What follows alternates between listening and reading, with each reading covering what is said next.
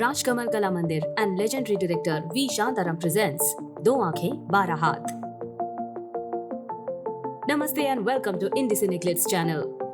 Made in 1957, today's movie is a heartwarming tale that takes place in British-ruled India. This story revolves around an idealistic jailer Adinath who, despite dealing with criminals on a daily basis, is able to retain his sensitive heart and advocates non-violence. And that's why, when a prisoner of his jail was yearning to see his children, but the jail administration ignored his repeated pleas, he attacked the jailer Adinath in desperation. But Adinath, instead of being harsh with him, learns the reason for his violent motive and gives him a letter accepting his request to meet his children. The prisoner repents and asks for his forgiveness. And this is the belief of Adinath that no one is born bad. Circumstances changes them badly. And if evil is to be defeated, then goodness is the only option, never the violence. On the other hand, Adi's superior, the prison's superintendent, who always mocks Adinath's principles, is a strict officer who believes that criminal belongs only in prison, not in society. A murderer is always a murderer, so there is no point in reforming them. And that's why he dislikes Adinath's experiment in which 6 heinous criminals will be taken to a remote and barren place called Azad Nagar and reformed by adopting an approach of non-violence and humanity. And when Adinath gets permission from the government to conduct this strange experiment, he warns Adinath of its dire consequences and predicts that his experiment will ruin not only his career but his whole life. But Adinath, a firm believer in his ideals, makes it very clear that if his experiment fails, he is ready to confiscate all his property and go to jail. The jailer selects 6 criminals who had become ruthless murderers and robbers due to poverty and circumstances and are serving life sentences. He tells them that from now on, they will have to live in Azad Nagar till the completion of their sentences, where they will lead a normal life. He assures them that there will be no walls or barbed wire and that they will be able to roam around freely as long as they don't betray him and keep their promise to behave well. Confused but glad to be free, prisoners leave the jail and start their journey towards Azad Nagar. On the way, they pass through a village where they see a market tout arguing with a peasant woman. This tout is a very greedy man who buys vegetables from farmers at a cheap price and then sells them at a higher price. He also controls this market and commodity prices. Now don't forget this character. He will be back soon. So, the journey continues to Azad Nagar, but the prisoners feel hungry. Then a prisoner named Shankar shows them the lunchbox which he had stolen from the market. All the prisoners start eating, but jailer Adinath stops them from doing so. He reminds them that they are going to be better people from now on and that stealing is a crime. Without raising his voice and gently, he asks them to throw away the stolen food. But Shankar declines it and walks off angrily. To stop him, jailer tries to reach his gun, but instead he pleads Shankar to come back, which ultimately works as Shankar returns. They reach Azad Nagar in the evening, where their cook is horrified to see these dreaded criminals. After dinner, Shankar tells jailer to barricade and lock the room from all sides, on which the jailer says that there is no lock or latch system here. He has full faith in their goodness and he is sure that they will not break his trust. Prisoners are shocked to hear these words, thinking they fall asleep.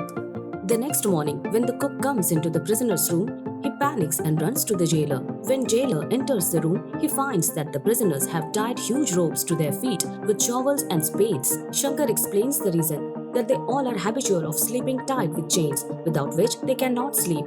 On which jailer reminds them that they are now in Azad Nagar and they should forget their prison life. He asks them to get ready and come outside. The jailer is now seen singing his daily prayer, which has the message of following the right path, doing good deeds, and dying a regretless death.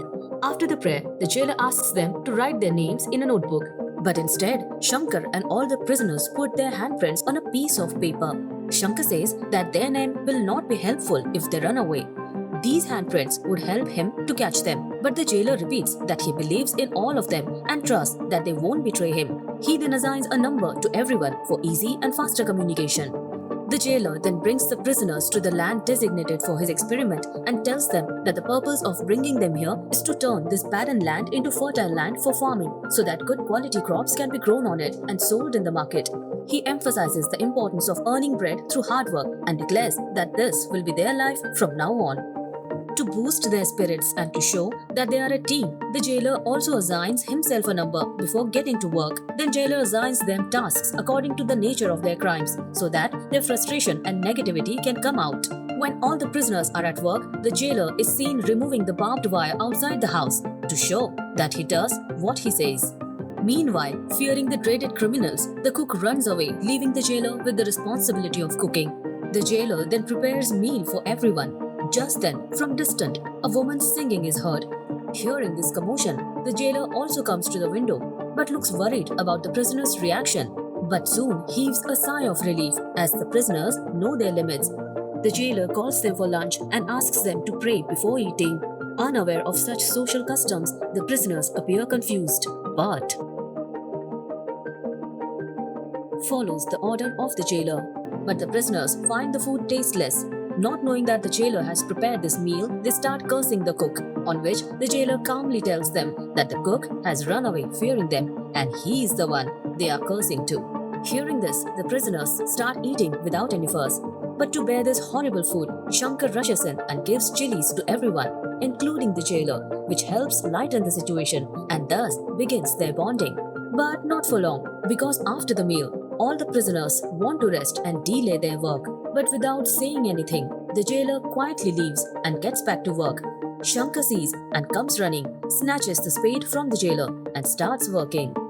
And seeing Shankar, the rest of the prisoners also return to their work. The jailer wants to make those prisoners realize that the life they have got here is not one of a comfort, but of a hard work and discipline. After a few months, farming work in Azad Nagar is going on regularly. One day, the jailer receives a letter asking him to go out somewhere. He tells this to a prisoner named Dalia that he is going out and will be back soon. Dalia, who also happens to be a barber, requests him to use his barbering skill on him, which the jailer allows, and now Dalia gets a job as a jailer's barber. That evening, when a prisoner named Kishan returns home, he finds his mother and children waiting for him. This is the same prisoner who had attacked the jailer to let him meet his children, and finally today he was meeting them. They all get emotional as meeting after a long time. His mother tells him about her difficult life, that due to old age she cannot see and can barely walk. And top of that, their villagers has made their life even more difficult as they harass his children for being the children of a murderer and she is having difficulty raising them. Seeing the plight of those innocent children because of their relation with the criminal, the jailer's eyes fill with tears. He allows those children to live with their father. Kishan's mother thanks him and starts to leave when that singing lady, who turns out to be a toy sailor, arrives there. The jailer requests her to take the poor old lady to the station, to which she agrees and takes the old lady with her. This triggers the rest of the prisoners, who think that the jailer is favoring Kishan. But after a few days, the children don't like being there and tries to run away. Just then, that toy sailing lady named Champa arrives there and lures them back to home. She scolds their father for his irresponsible behavior and tells him that his mother had asked her to watch over her grandchildren, and that's why she had came to meet them. Children then ask her to sing a song. She then sings a kid's song, which the entire house finds entertaining. Since then, Champa starts visiting that house regularly. She is fond of those children and brings them toys and sweets. And this causes the resentment of the other prisoners. Like Kishan, they also demand the jailer to bring their families. But the jailer turns down their demand, saying that there is no one else to look after Kishan's children. That's why they are allowed to stay here. The jailer again reminds them that the life here is not of a luxury, but of a hard work and discipline. But the prisoners are unhappy with this partiality. They rebel and tries to leave the house, but then the jailer shows up. Here the focus is on the eyes of the jailer, which the prisoners are afraid of. They always feel powerless before his gaze. Hence, unable to move, they return to their room. But later that night, they hatch a plan to kill the jailer and run away. They assign Dalia to murder the jailer, who has a job to trim his beard the next day. The next morning, Dalia begins his work as planned. The rest of the prisoners watch closely from the window while working, but Dalia is very nervous. His hands start trembling. He tries hard but cannot muster the courage to kill the jailer. He steps back and nervously tells the whole truth to the jailer that they had planned to kill him. And after this, except Kishan, all the other prisoners runs away. Shocked and in disbelief, jailer's ideals and beliefs are now beginning to tremble. He starts to think that maybe the superintendent was right. No one can reform these dreaded criminals. He immediately goes to the police station and reports that his prisoners have escaped. The superintendent immediately sends a squad of policemen to arrest the prisoners and orders to shoot them if they don't surrender. Hearing this, the jailer pleads to superintendent not to kill them. But the superintendent once again scoffs at the jailer's ideas and demands that he'll spare those prisoners' lives only if he accepts in writing that his experiment has failed. To save the lives of his prisoners, the jailer gives his written confession. But the superintendent imprisons the jailer on the prospect of helping the prisoners escape. The next day, the superintendent and the jailer learns that the prisoners have not escaped. They are in Azad Nagar, and when the police reached there, they found them working. Delighted, he runs towards Azad Nagar but turns back and tears up the confession later. The superintendent warns him that his experiment will fail someday, if not today.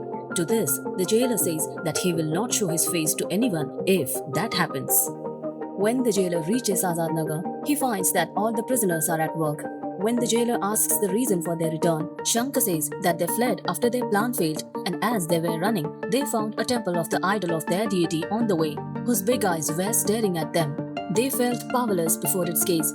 Those eyes were kind but seemed hurt by their betrayal. They could not go any further and hence returned. Ashamed and remorseful, they fall at the jailer's feet and beg for his forgiveness. This incident makes us realize that the jailer's strange experiment was finally working. The jailer always treated them like human beings and not criminals. By not locking doors, breaking down barbed wire fences, and making himself part of their team were all his ways of reforming those criminals with his ideals. He never raised his voice nor got angry with them. He was able to gain their trust only by following his right path, due to which criminals were finally changing for good. Meanwhile, the jailer is moved and pleased to see some progress in them. He forgives them and asks them to go back to work. Now he's sure enough to tear down the prisoner's handprints paper, which he does. But then the prisoner sees Kishan throwing his children out of the house. He blames his colleague's betrayal on his children and says that if the children were not here, they would never have done such a heinous act. But prisoners promises the jailer that they will never mention their families again, but let the children stay there. And jailer allows. Now we see that rainy season, that is sowing season, has arrived. They all engage in agricultural activities and grow bountiful crops. After harvesting, the jailer sets out to sell their goods in nearby village market, but the prisoners request him to let them go instead. The jailer is suspicious but doesn't want to hurt their feelings, so he allowed them to go. Before leaving, he fixes the price of goods which are cheap as per the market rate. He tells them that they have no need to earn extra profit and wants to earn money enough only to feed them all. Just then, Champa arrives there and sees that the prisoners are going to market to sell their goods. She makes fun of them and asks them to dress well and look decent like normal people so that the people in the market don't get scared seeing them. The superintendent also arrives to see and check on the jailer's strange experiment. The jailer then shows him all the work that the prisoners had done under his guidance and how they turned this barren land into a green fertile land. The superintendent sees that the dreaded criminals have become civilized and accepts the flowers offered by them and leaves. On the other hand, in the market, prisoners start selling goods at low prices as per the order of the jailer. Hence, the whole crowd gathers at their cart. A tout in the market is not happy to see this. If you remember, this is the same man who was arguing with a peasant woman in the beginning. He sends his man to stop the prisoners selling goods at such a low price. But along with the prisoners, people also drive him away from there.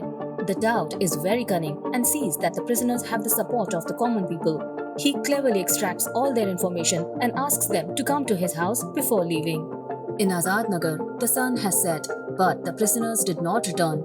The jailer is waiting for them and consoling the little boy who is having stomach pain. Just then, Champa arrives there and the jailer requests her to help with the child. It's now late at night and the prisoner still didn't return. Now, the jailer again begins to doubt his experiment and pulls out the prisoner's handprint paper. Champa is still with the kids in the next room while the jailer is awake waiting for the prisoners. At the late hour of the night, the jailer hears some noise. Relieved and thinking that the prisoners had arrived, he runs towards them, only to find that the prisoners are drunk. They all look terrible and even insult the jailer. Disgusted, jailer leaves from there. Then they see Champa in the next room. Their intentions get spoiled and they tries to force on her, but then the jailer comes and beats the hell out of every one of them. His ideals and beliefs are again badly shaken. He is saddened that despite all his efforts, his experiment was in vain. Then he sees all the prisoners approaching with weapons to kill him. Seeing this, the jailer loses his temper and asks Shankar to finish him off by giving his gun. Just then, Champa comes running and sees Shankar about to shoot the jailer. But the desperate jailer says that he would prefer death over this colossal failure. But Champa orders them all to lay down their weapons and scolds them for even thinking of harming the man who reformed and offered them a better life. The children are scared with this tension. Champa tries to pacify them by singing a lullaby which calms the tense situation there, and everyone falls asleep. The next morning, guilty and ashamed of their misdeeds, the prisoners fall at Champa's feet and seek her forgiveness and tell her what happened the other day. In next scene, we see the jailer angrily walking in his room. Champa comes there and gives the money earned by the prisoner. The jailer looks confused, thinking that the prisoners have blown all their earnings on alcohol. But Champa tells him that he, the jailer, is like Messiah for the prisoners. They treat him like a god and would never dare to disobey his words. In fact, it was a ploy of that greedy tout to discredit these prisoners and maintain his supremacy in the market, which the jailer and prisoners had challenged by selling goods at low prices. It was his conspiracy to tarnish the image of the already infamous prisoners in the market by portraying them as drunkards, and so he made the prisoners have alcohol, under the influence of which these prisoners lost their senses and became insane. She also told the jailer that when they regained their consciousness, they immediately apologized to her. Hearing this, the jailer learns that his experiment has now been successful and the prisoners have fully reformed and forgives them. Just then, that tout arrives there and requests the jailer to sell him all the goods of Azad Nagar, but the jailer rejects his offer, saying that he is a greedy man who loots both farmers and public for his own benefits. But the tout threatens him, saying that whoever challenges him will face dire consequences. The prisoners are furious on him, but the jailer asks them to let him go. After a few days, it was time to sell the goods again, but this time the jailer decided to go himself. The prisoners request him not to go as it's dangerous for him, as the tout will definitely do something wrong. But the jailer says that he will bear it no matter what happens, but refuses to send the prisoners because if they get into any trouble, their experiment and all the good work they have earned through it will be in vain. But the prisoners promises the jailer that they will also bear whatever comes their way and remain silent even when provoked by that tout. The jailer doubts their promise but eventually lets them go. As soon as the prisoner's cart reaches the market, a crowd gathers there. Immediately, that tout sends several of his goons to beat them, but the prisoners are patient and bear the beatings as promised to the jailer. Just then, Champa comes there and with the help of other people, drives those goons away. At the sunset, when the cart returns to Azad Nagar, the jailer welcomes them along with the children. But he's Champa alone and the prisoners are nowhere to be seen. Actually, the jailer had allowed the prisoners to go back to the market for their final test. He wanted to see if his experiment was really successful and whether the prisoners would keep their word and endure what may come as promised. Champa tells him all that happened in the market and shows the terrible condition of the unconscious prisoners. Proud and overjoyed, jailer is more than happy seeing this prisoners has passed this final test. Champa then goes to the police station to file a complaint against that tout. But that tout brings his thugs to Azad Nagar, sets it on fire, and tramples their farm with animals. Azad Nagar is now in chaos, and cattle are running everywhere. Just then, a mighty bull is seen running towards their house, where all the prisoners are lying unconscious. The bull attacks a prisoner. The jailer rushes to save him. He tries his best to stop the mighty bull. On the other hand, Champa brings the police, and the police arrest that tout with the live evidence. The jailer manages to stop the bull but gets seriously injured. He gets weaker with each of its blow, and then the bull thrusts its horn into the jailer's body, tramples him, and leaves. When Champa reaches there, she finds all the prisoners crying near the jailer. Kishan breaks the news that their beloved jailer is no more. She breaks her bangles and wipes her kumkum. There is a custom in India where women wear bangles and red kumkum as a symbol of marriage and take it off after the death of the husband. Champa's breaking of bangles and wiping off the kumkum indicates that although she was not married to the jailer, she secretly loved him and considered him her husband. Next day, the superintendent arrives at Azad Nagar. He finds all the prisoners tributing him by singing the jailer's prayer that brings tears to his eyes. He informs them that seeing their good behavior, the government has pardoned their sentences and they are now free to leave. The prisoner starts to leave, but stops suddenly. The superintendent asks them why they are not leaving, pointing to a window. Shankar says that earlier the jailer used to keep an eye on them from that window. His eyes are now fixed in the sky and looking at them with great affection and hope. They say in one voice that they will not go to their homes but will keep the jailers Azad Nagar prosperous and thriving forever. So, this was our favorite movie of the day. Do you think that this experiment of the jailer will be successful in today's era? Do tell us your opinion in the comment section and don't forget to like, share, and subscribe our channel. Take care.